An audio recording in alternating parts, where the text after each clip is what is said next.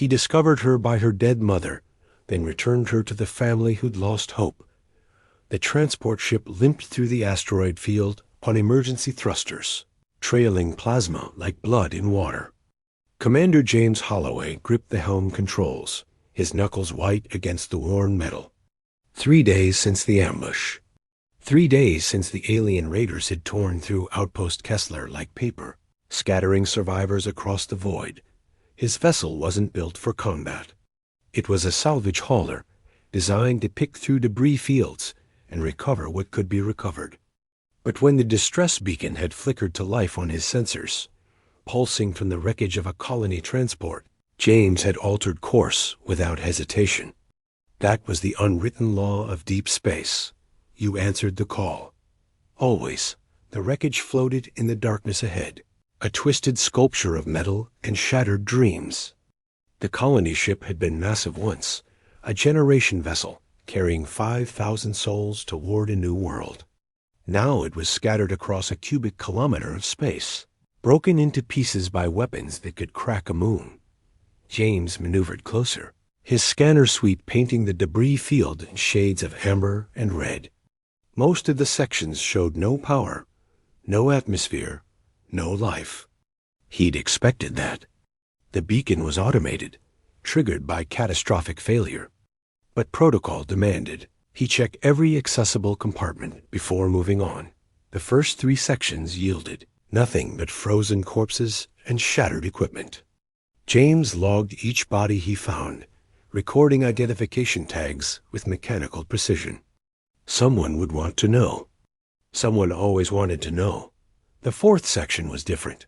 His scanner caught a faint thermal signature, so weak he almost dismissed it as residual heat from a dying reactor.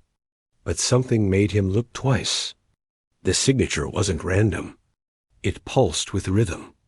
With purpose.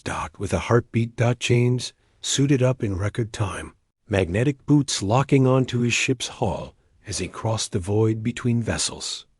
The debris field was eerily quiet. Space always was. The silence felt heavier here, though, weighted with the absence of voices that should have been laughing, arguing, living. He found the source of the signal in what remained of a residential module. The walls had been peeled back like the lid of a ration tin, exposing rows of family quarters to the vacuum. Most were empty, their occupants sucked out when the hull breached. But one chamber, near the center of the module, had somehow maintained integrity. The emergency door hung at an angle, jammed halfway open. James wedged himself through, his helmet light cutting through the darkness within. The woman lay on the floor, her body curled around something small. She'd been dead for hours, frozen in the moment of her final act. Her arms were wrapped tight around a child, a little girl no more than 5 years old. The woman's own body had shielded the girl from the worst of the cold.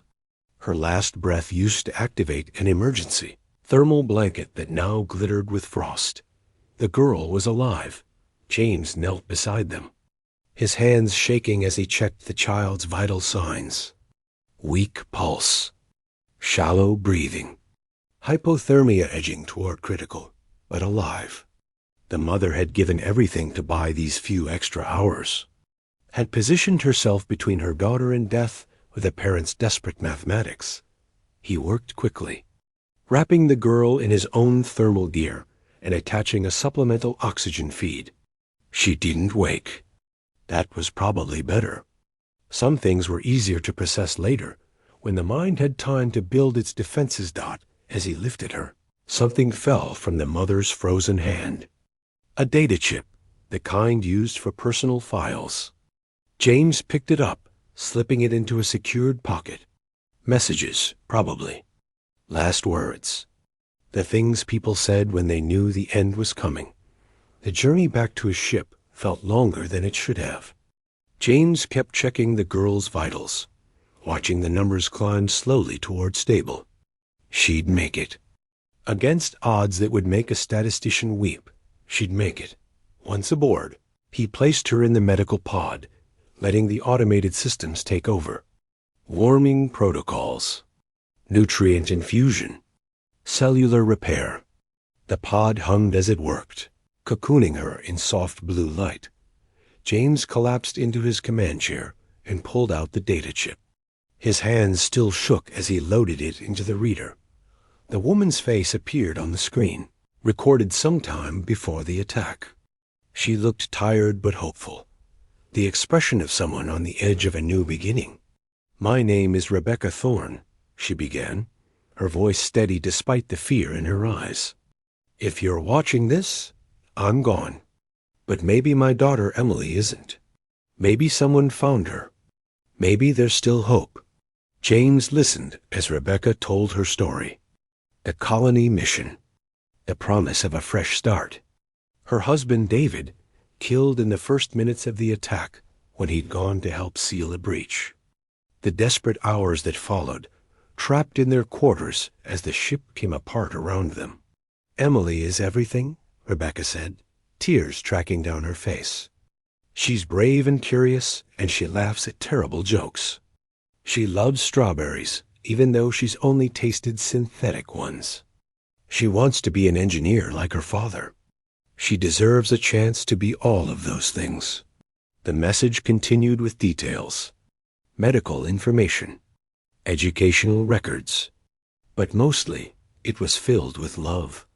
A mother's love concentrated and crystallized into data, ensuring that even in death she could still protect her child. Dot at the end, Rebecca's composure cracked. "Please," she whispered, "if you found her, if she's alive, get her home. My parents, Thomas and Ruth Thorne, Callisto Station. Tell them we loved her. Tell them we never stopped fighting." The message ended. James sat in the darkness of his cockpit, surrounded by stars that didn't care about human grief or human hope. But he did. That was the difference. That was what made humanity dangerous in a universe that ran on cold physics and colder probabilities. He plotted a course for Callisto Station. The trip took 6 days. Emily woke on the 3rd day, confused and frightened. James did his best to comfort her, to explain what had happened in words that wouldn't shatter her completely. She cried.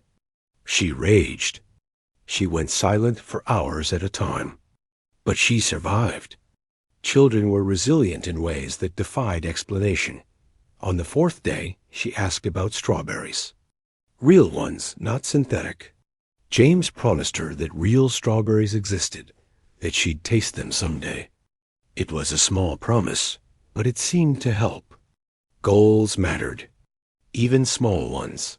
Callisto Station loomed ahead, a spinning wheel of metal against Jupiter's banded face. James sent his credentials ahead, along with a message marked urgent.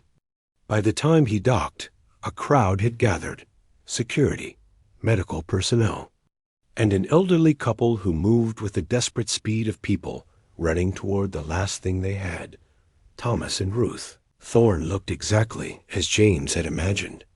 Worn by grief, aged by loss, but still standing. Still hoping despite everything hope had cost them. Emily saw them through the viewport, and something broke loose in her face. "Grandma," she whispered.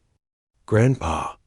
The reunion happened on the docking platform, witnessed by strangers who pretended not to wipe their eyes. Thomas lifted Emily into his arms, as if she weighed nothing, as if she was the most precious thing in the universe. Ruth wrapped around them both, holding on like gravity itself might tear them apart. James stood back, watching. His part was nearly done. He'd given Thomas the data chip, along with a full report of what he'd found. The official version, clean and professional. Later, in private, he'd tell them about Rebecca's final act, about the love that had beaten death by hours and kilometers. They deserved to know. Ruth approached him as the medical team began their examination of Emily. She was small, barely reaching his shoulder, but her eyes held the kind of strength that came from surviving the unsurvivable. "Thank you," she said simply. "Those words aren't enough. They'll never be enough. But thank you." James nodded. "Your daughter was remarkable. She saved Emily's life. I just finished the job. Rebecca always was stubborn, Ruth said, smiling through tears. She got it from her father. They're both too stubborn to quit, even when quitting makes sense. Thomas joined them, Emily still in his arms. The girl had her head on his shoulder, eyes half closed. Safe at last. Will you stay? Thomas asked. For the memorial service. For Rebecca and David. You should be there. James considered. He had cargo to move, contracts to fulfill. But some things mattered more than schedules. Some moments demanded witness. I'll stay, he agreed. The service was held 2 days later, attended by hundreds of people who'd known the Thorns, who'd lost their own family in the attack. They gathered in the station's observation dome, surrounded by stars that had witnessed countless deaths and countless survivals. Emily stood between her grandparents, holding their hands.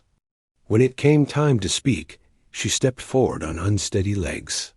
My mom saved me, she said, her voice small but clear. She told me to be brave. She told me someone would come. She was right. Later, as James prepared to depart, Emily found him in the docking bay. She held something in her hands, a drawing made with careful crayon strokes. It showed a ship, his ship, surrounded by stars. A figure stood in the airlock, reaching toward something small and precious. For you, she said. So you remember. James took the drawing carefully, as if it might break. I won't forget, he promised. None of it, he didn't. Years later, when people asked why he kept answering distress calls, why he risked everything to pull strangers from the void, he thou